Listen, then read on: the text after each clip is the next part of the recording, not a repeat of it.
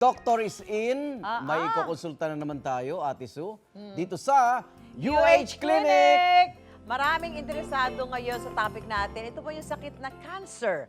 Nitong September 14, inanunsyo ng content creator at doktor na si Doc Willie Ong ang kanyang kasalukuyang pinagdadaanan.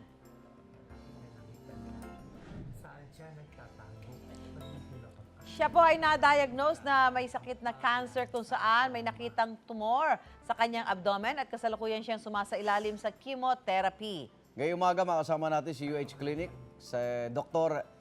Herdy Luna, ang President ng Philippine Society of Oncologists. Good morning, Doc. Good morning po, Doc. Yan. Doc, in general po, no, ano po ba yung cancer at paano po ito nagsisimula? May iba-iba tong uri, ano? Oo. So meron po mga normal na cellular at saka tissue. Tapos ang cancer po is abnormal na paglago ng mga cellular at saka tissue sa katawan. So imbes na kontrolado ang paglago nito, ito ay pwedeng lumaki, kumalat at magkaroon ng komplikasyon. Doc, sinasabi, ano na yung mga pangunahing dahilan ng cancer? Sabi sa kinakain daw. Kinakain ba yan? Stress ba yan? Maraming mga sanhi ng cancer. So depende sa cancer site. So may mga sanhi, no? So example lang po sa lungs, no? Smoking, tapos air pollution is also now isa na kabilang sa mga carcinogenic sa tinatawag o kung saan nagsisimula ang cancer.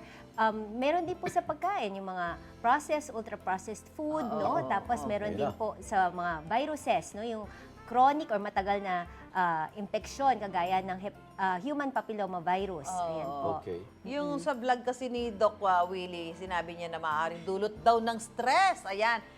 Totoo ba na ang stress ay pwede maging cause ng cancer, Doc? O kasi nababasa niya daw yung mga basher. Bashing sa kanya Nagkaroon after siya na. na emotional problem. Pwede ba yun, Doc? Hindi naman napatunayan sa mga pag-aaral na ang stress ay kaugnay sa pagdevelop ng cancer.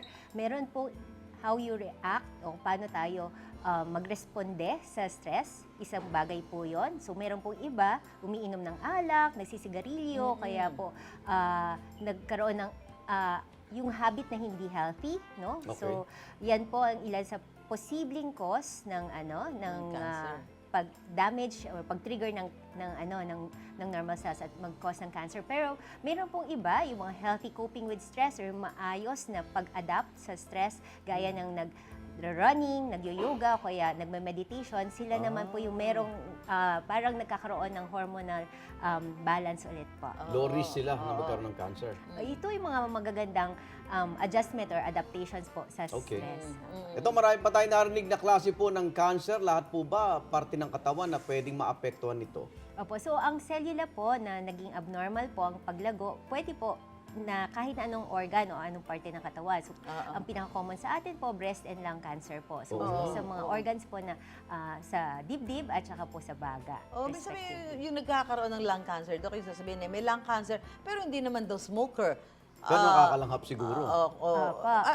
Yung ba, pwedeng inom pa? Ito po yung primary mga- cause, yung second-hand smoke? Yes, second-hand smoke at saka po third-hand smoke. Yung second-hand smoke is yung may isang tao na nalanghap mo yung Ganun, sigarilyo. pollution din, Third no? hand, ano yung third hand? Opo, third hand, kunyari po na yung smoke po pumunta sa damit at nalanghap niyo po yung smoke na nasa damit, no? Delikado So, pala. pwede din po yun.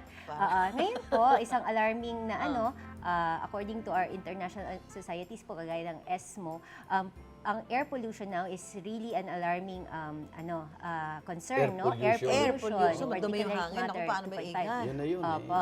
Sa isang Taiwanese study po, no, karamihan hindi po smoker pero nadadiagnose po ng lung cancer simply because of these non-smoking related causes. Kailangan malinis ang Pollutants. hangin, no? Malinis yung hangin Diesel nasa paligid. exhaust at air pollution po. Yes po. Oo, Doc, ito pa, madalas din nating narinig yung stages ng cancer. Ano-ano ba yung mga stages ng cancer at anong ibig sabihin ito?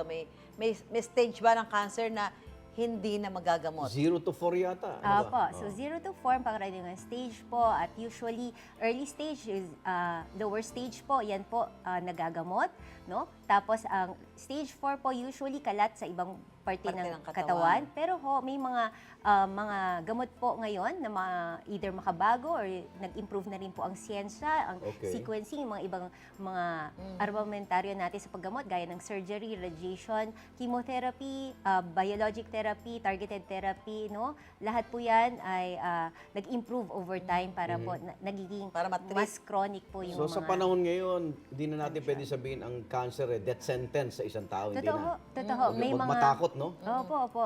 Meron po tayong mga pamamaraan sa pag-diagnose at saka paggamot, as well as mga financial assistance sa mga kababayan natin may Support group, takot. oo. Oo, may takot sa financial catastrophic spending. Opo. Eto, Doc, may cases na kahit naging cancer survivor na, may recurrence o bumabalik ito. Malaki po ba yung chance na pag nagka-cancer ka, maulit ito sa'yo? Opo. So, may mga impormasyon sa bukol na agresibo po sila, no? Meron din po risk at Hindi lahat nawawala. Opo, guys, sa pasyente may iba na mahina ang immune system, nagkaroon ng dagdag na risk factor, yung chance sa pagbalik ng bukol or ng cancer. At meron din po tayo mga environmental factors, no? Kagaya ng air pollution, smoking, alcohol, no? So pwede pa rin, no? Kahit Talaga na yung nagamot environment natin. natin, Opo. pwede mag-metastasize, yung tawag dyan. Magbalik, bumalik. Bumalik. Oo. I shall return. no? Ay, siya, naku, wag yung naman Eto I shall na, return. Ate, so ano ang mga health tips natin no, para mapanatili tayong cancer-free? Lahat ba pwede magka-cancer? Mayroon naman po tayong risk. Siyempre, Okay. pagka hereditary, yung may namamana, Ayan. Ano mamana? 8 to 10% po dahil sa mga genetic or sa mga changes sa DNA po, pwede po itong namana. Mga 8 to 10%. Tapos karamihan po is galing sa environment or doon sa paligid natin. Yan po. Smoking, air pollution. Lifestyle. Opo. So, paano natin mapapanatili na maging healthy? Number one, no, may proven po ng mga pag-aaral na kapag nag-ehersisyo, 45 minutes every day, na mga moderate intensity, exercises baba po ng tsansa ng cancer. Oo. So, this also regulates yung mga hormonal imbalance sa katawan. Ayun. Tapos, prevent din po yung sugary sweetened drinks, foods, no? Siyempre, Salty products. excess po ng mga sugary drinks po, pwede po, at saka food, they can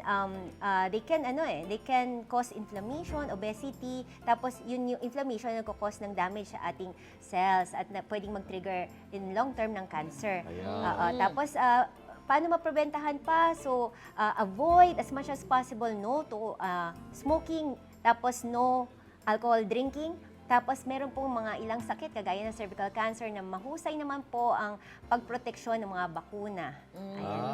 Tama. Ayan At ha. para I-consult. makaiwas, syempre, early screening din po. Yun. Early Importante screening. din po. Kaya Kasi kilos, no? Early detection. Exercise, no? Ang katamaran ng isa sa dahilan ng cancer. Gising-gising tayo para hindi malibing. Ay, maraming salamat, Dr. Herdy Luna. Siya po ang President ng Philippine Society of Oncologists. At kay Yan. Doc Willie Ong, prayers po. Get well soon, Doc. Get well soon, Doc Ingat Willie po kayo Ong. at Ayan. malalagpasan niyo po yan. Salamat, Doc. Thank you po.